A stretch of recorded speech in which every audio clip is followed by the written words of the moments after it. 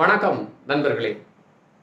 சமீப காலமாக நடிகர் விஜய் ஒவ்வொரு மீட்டிங் நடக்கும்போதும் 2026 தேர்தல் திமுகவுக்கும் தாவேகாவுக்கும் இடையில தான் போட்டி அப்படின்னு சொல்லிகிட்டே இருந்தாங்க. ஆனால் திமுக காரங்க அதை பற்றி கண்டுக்கவே இல்லை.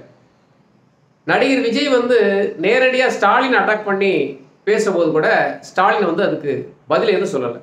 காரணம் என்னன்னா, விஜய்க்கு முக்கியத்துவம் கொடுத்து பேச ஆரம்பித்தோம்னா திமுக வெர்சஸ் தாவேகான்னு மாறிடும்.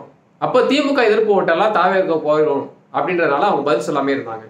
ஆனால் கரூரில் நடந்த அந்த சோக சம்பவத்துக்கு அப்புறம் போட்டி ரொம்ப தீவிரமாயிடுச்சு.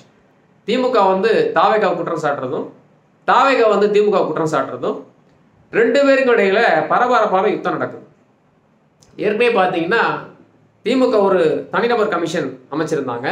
அதே மாதிரி மத்திய அரசு தேசிய ஜனநாயக கூட்டணி சார்பாக அவங்க ஒரு விசாரணை கமிஷன் எம்பிக்கள் குழுவில் அமைச்சிருந்தாங்க. ஸோ இந்த குழுக்கள்கிட்ட அறிக்கை கொடுக்கும் போதும் நிறைய பேர் பார்த்தீங்கன்னா விஜய் மேலே தப்பு எதுவும் இல்லை, அரசு நிர்வாகத்தில் தான் தப்புன்ற மாதிரி பேச ஆரம்பிச்சிட்டாங்க. இதுக்கு முன்னாடி பார்த்தீங்கன்னா திமுக கடந்த காலங்களில் தெருமுனை பிரச்சாரம் பயங்கரமாக பண்ணுவாங்க. மிக அருமையாக பேசக்கூடிய சொற்பொழிவாளர்கள் தெருமுனை கூட்டத்தில் பேசும்போது எல்லாருமே கேட்பாங்க. அதை பற்றிய செய்திகள் அடுத்த நாள் பேப்பரில் வரும். அதே மாதிரி பேப்பர்லேயே அந்த தலைவர்கள் கட்டுரை எழுதுவாங்க. ஆனால் இப்போ காலம் மாறி போச்சு. டிஜிட்டல் யுகம். செல்ஃபோனில் உடனுக்குடன் செய்திகள் பகிரப்படுது. அதுவும் பார்த்தீங்கன்னா மீம்ஸ் மாதிரி இதில் ஷார்ட் மெசேஜாக வடிவேல் படம் போட்டு நடிகர் படம் போட்டு ஈஸியாக பரப்பிடுறாங்க.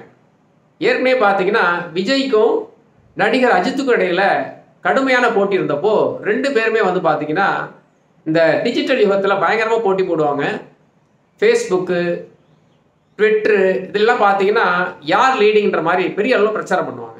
ஆனால் திமுக காரங்களாம் பார்த்தீங்கன்னா அவங்க ஒரு வயசான ஒரு கூட்டம். ஏன்னா அவங்க காலம் ஒரு 50 வருஷத்துக்கு மேலே இருக்கும்.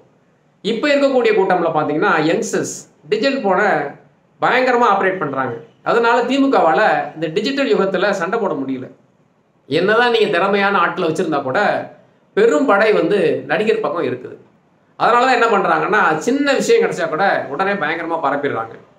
ஆனால் அதுக்கு சமாளிக்க முடியாமல் திமுக இந்த கரூர் இன்சிடென்ட் என்ன பண்ணிட்டாங்கன்னா தமிழக மாணவர் சங்கம் அப்படின்ற பெயரில் விஜய் மேலே அந்த போஸ்டர் வச்சு நிறைய தமிழ்நாடு ஃபுல்லாக முட்டியிருக்காங்க. ஆனால் ஒவ்வொரு கிராமத்துலையும் பார்த்தீங்கன்னா விஜய் ரசிகர் இருக்கிறதுனால எல்லா இடத்துலையும் அந்த போஸ்டர் கிழிச்சு எரிஞ்சு அதை வீடியோ எடுத்து அதையும் வைரலாக்குறாங்க. ஏன்னா நேரடியாக திமுக அப்படின்னு அவங்க பேர் போட்டு பண்ணாமல் வேற யார் பேர்லையோ போடுற அளவுக்கு திமுக அடக்கி வாசிக்குது. அது மட்டும் இல்லை, இந்த விஜய் ரசிகருக்கு ஈக்குவலாக ஃபைட் பண்ணவே முடியல. அதான் என்ன சொல்கிறாங்கன்னா, இப்போ இந்த மணின்னு சொல்லிட்டு ஒரு பெரிய ஊடகத்துறை அனுபவஸ்தர் இருப்பார். அவர் என்ன சொல்கிறாருன்னா, விஜய் எல்லா மக்களும் ஆதரிக்கிறாங்க. நான் ஒரு 4 நாளாக பார்த்தீங்கன்னா கிட்டத்தட்ட ஒரு 100 பேர்கிட்ட பேசியிருப்பேன்.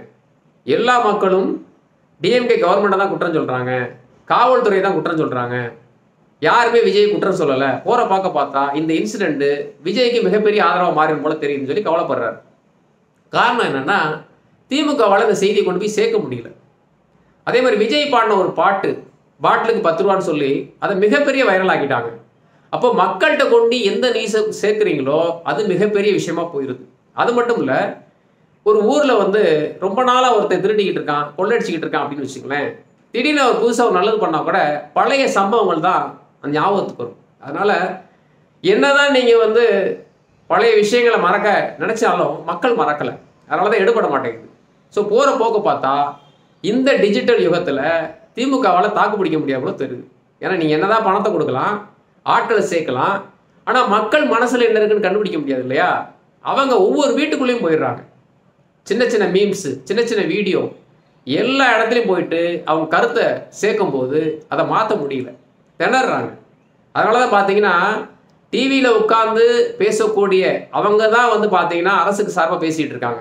ஒவ்வொரு தனி மனிதனும் தெரு முனையிலையும், டீ கடையிலையும், விளையாடுற இடத்துலையும், கோயில்லையும் எல்லா இடத்துலையும் பார்த்தீங்கன்னா நடிகருக்கு தான் ஆதரவாக பேசுகிறாங்க.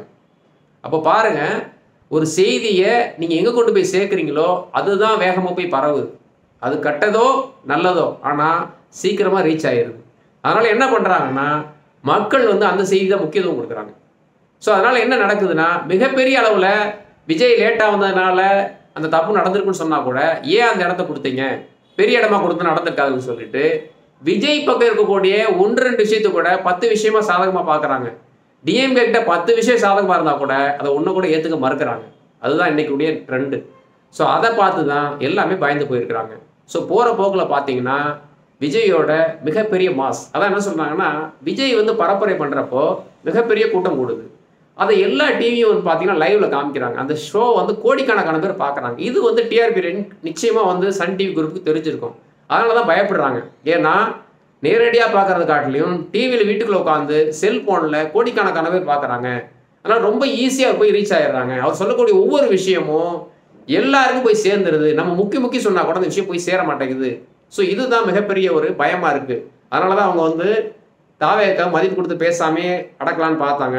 ஆனால் இவங்க வந்து இப்போது வேறு வழி இல்லாமல் நேருக்கு நேர் போட்டியிட வேண்டிய சூழல் வந்துருச்சு. இப்போது கரண்ட் நிலவரப்படி விஜய் செய்தி தான் எல்லா மக்களும் ஆதரவாக இருக்கிற மாதிரி தெரியுது.